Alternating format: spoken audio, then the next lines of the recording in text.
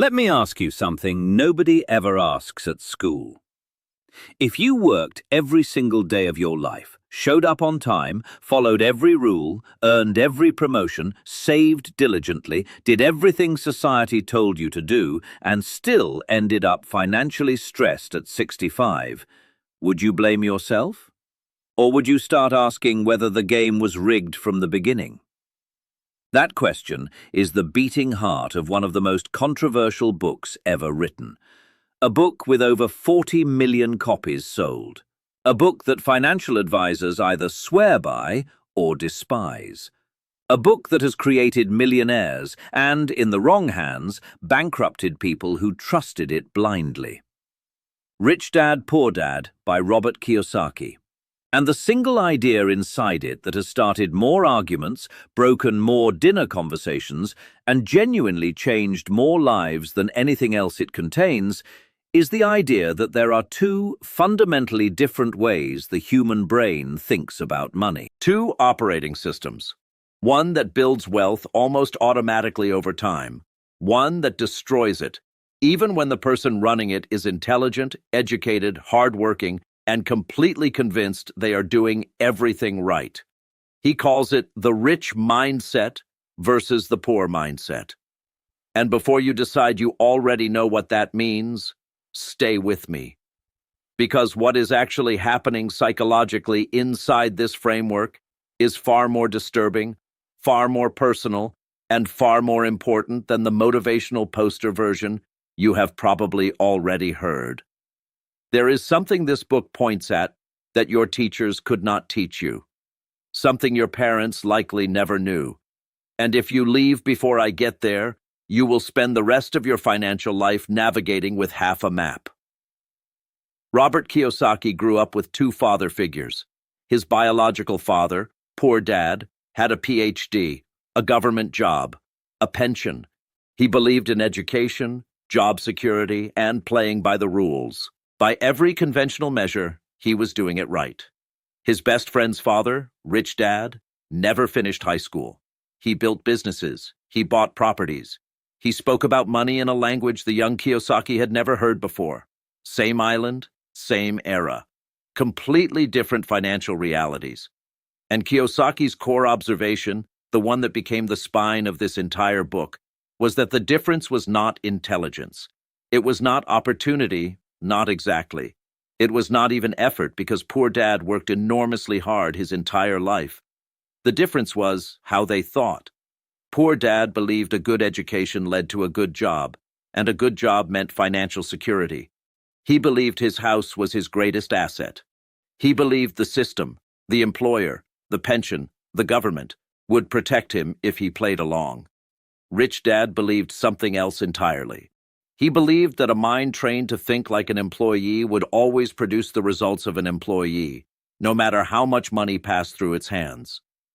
And that right there is the sentence that either opens a door for people or makes them furiously close the book.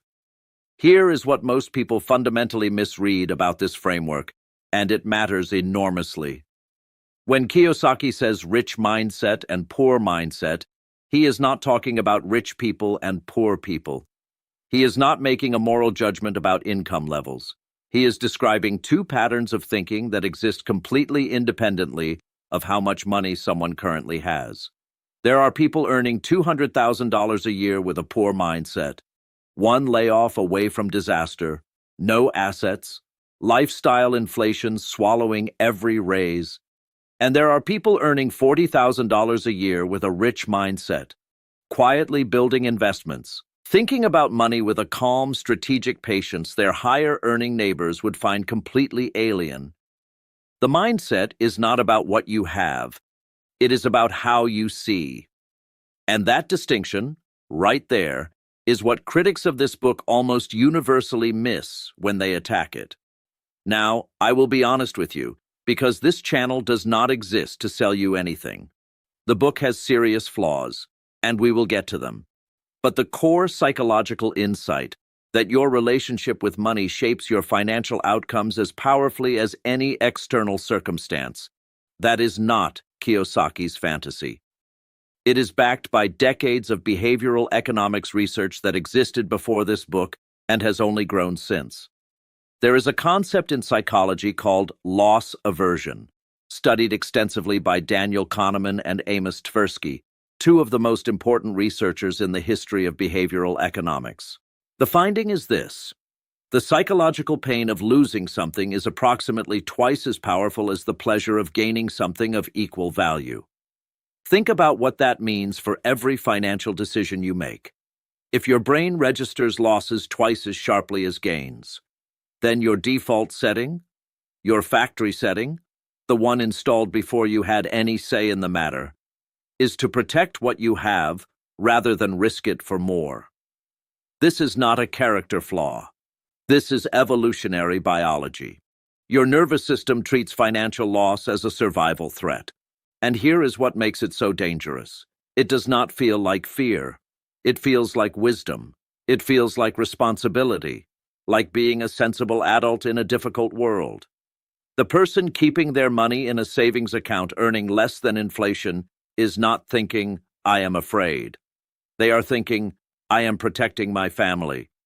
The person who never invests is not thinking, "I lack confidence." They are thinking, "I cannot afford to make a mistake right now." The fear disguises itself as caution, and caution is socially rewarded. Caution is called mature. Caution is what your parents modeled, what your teachers praised, what your employer values. And so the pattern, the fear-driven, loss-averse, protection-oriented way of thinking about money, gets reinforced at every level of the culture. It gets called common sense. And the people trapped inside it rarely know they are trapped, because the trap looks exactly like doing the right thing. This is the psychological engine underneath what Kiyosaki calls the poor mindset. And the rich mindset is not the absence of that fear. It is the ability to act despite it, to make decisions in the presence of uncertainty, rather than waiting for a certainty that will never come. Rich Dad's first and most important lesson was not about real estate. It was not about stocks or tax strategies or passive income. It was 9 words. The poor work for money. The rich have money work for them. 9 words. An entire philosophical revolution contained inside them.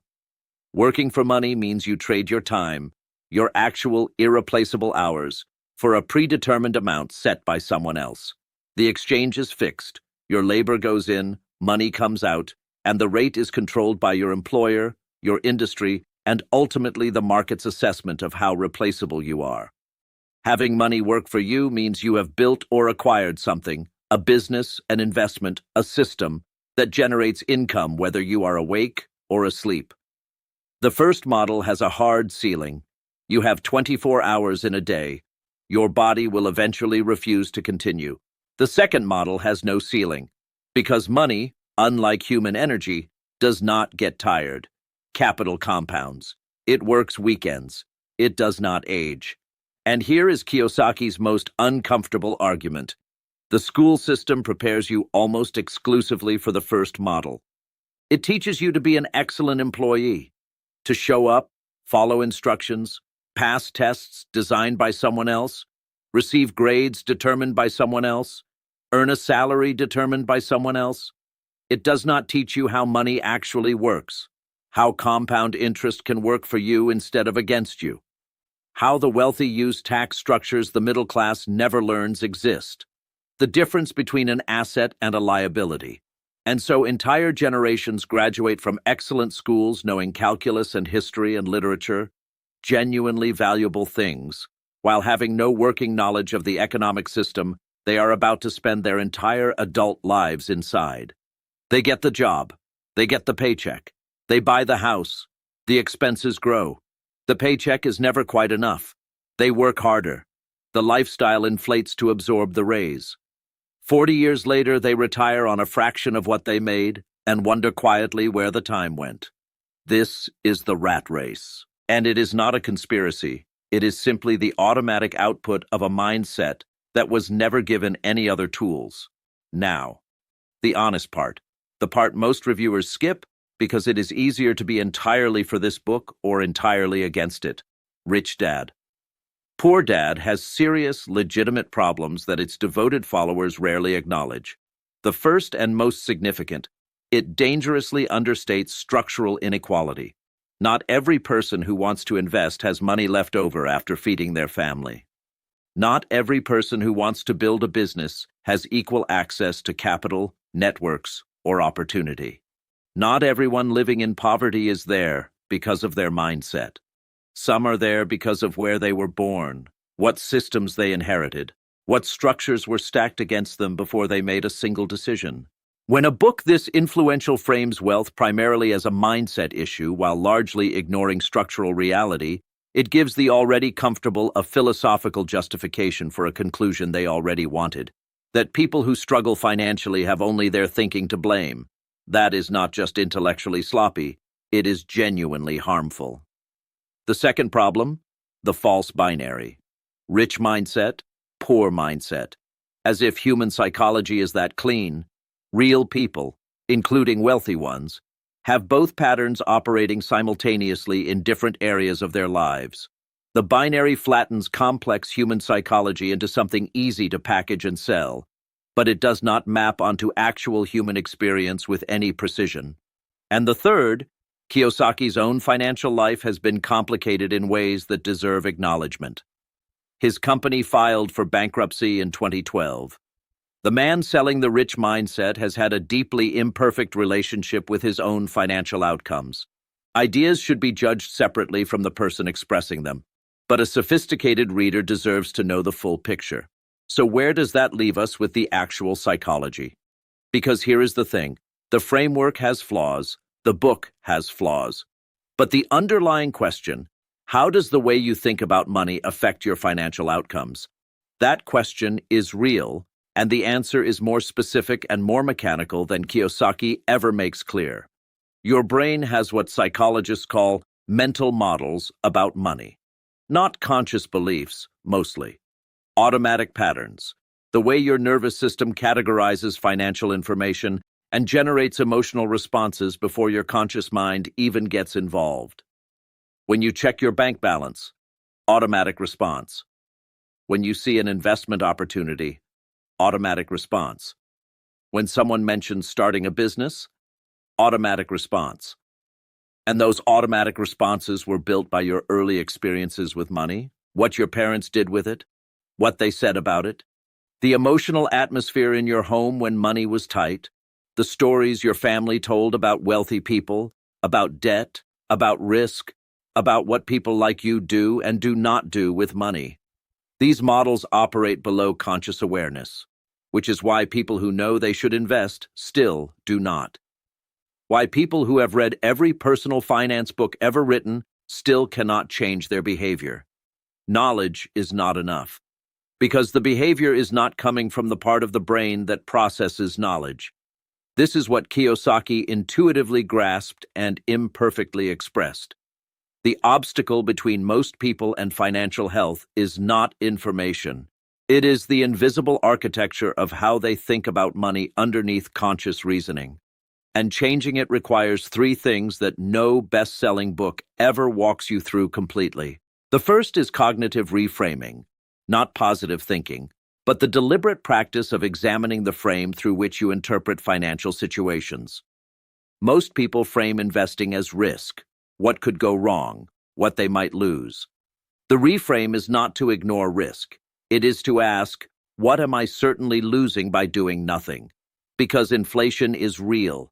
Lost compounding time cannot be recovered. Inaction has a cost that is certain, not just possible. When you reframe from investing might cost me to not investing is definitely costing me, the emotional calculation changes entirely. The second is environment design. Human beings are far less in control of their behavior than they believe. Most financial decisions are shaped by default options. What happens automatically if you do nothing? This is why automating savings and investment transfers is not just convenient. It is psychologically profound. It removes the decision from the willpower system, which depletes under stress, and makes the right behavior the default. Defaults stick. People keep their defaults. The architecture of your defaults shapes your financial life more than your conscious values do. The third, and the one nobody discusses, is identity. We regulate behavior through our sense of who we are and what people like us do. If your identity is built around being a worker, a consumer, someone who is careful but not the type to invest or own things, then financial behaviors that contradict that identity will feel wrong, not just financially risky, unlike you, presumptuous, overstepping. When identity shifts, when you genuinely begin to see yourself as someone who builds, who owns, who thinks strategically about capital, the behaviors aligned with that identity start feeling natural rather than foreign. This is not affirmation. This is how identity-based behavior change works, and it is the most durable form of change available to human beings. Behavior driven by willpower fades. Behavior driven by identity holds. The single claim in this book that generates more furious arguments than anything else: your house is not an asset. Kiyosaki's definition is precise and unconventional. An asset puts money in your pocket. A liability takes money out. By that definition, your primary residence is a liability. Mortgage, taxes, insurance, maintenance, all of it flowing out every month. A rental property is an asset. It generates income exceeding expenses. The conventional financial world defines assets differently, and by standard accounting, your house absolutely qualifies. Kiyosaki is working with cash flow definitions, not accounting definitions. If you miss that distinction, the argument looks like nonsense. But the deeper psychological warning, the one that survives the definitional argument, is this. Millions of people were sold the idea that home ownership is the foundation of financial security, the investment that will take care of them. And the psychological consequence is that they stop building other kinds of wealth. They put everything into the house. They feel wealthy because of the house. They make major life decisions based on a sense of security the house provides. Then something happens. A job loss, a health crisis, a market correction, and they discover that home equity is the least liquid form of wealth imaginable. You cannot spend equity. You cannot pay medical bills with equity. To access it, you borrow against it, adding debt, or you sell the home you live in.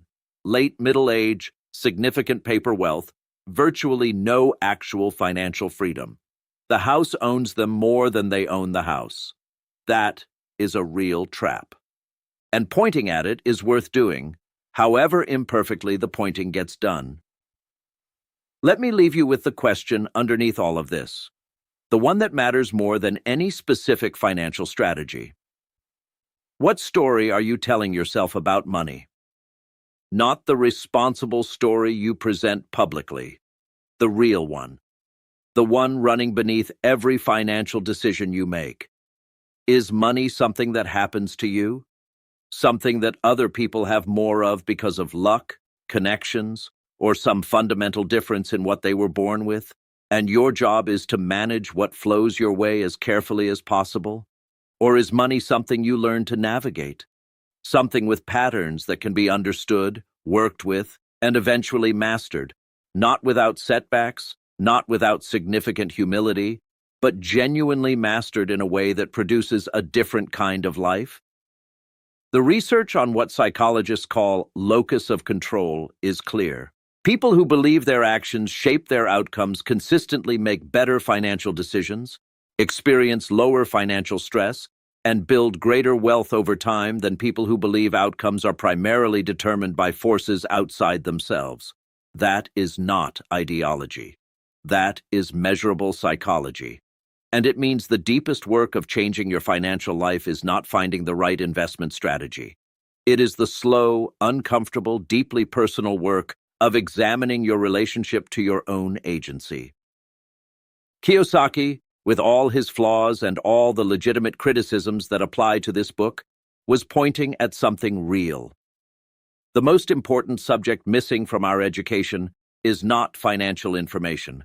Information is everywhere. It is financial intelligence, the practiced, embodied capacity to think clearly about money in the actual conditions of your actual life.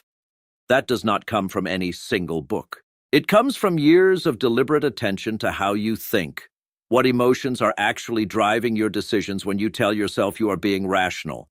And it starts with the willingness to ask the question. If you made it here, you are not a casual viewer. You want the full picture, not the packaged version. There is so much underneath the surface of wealth psychology that the most famous books in this space never fully show you. What they choose to leave out. What they simplify because the real answer is harder to sell.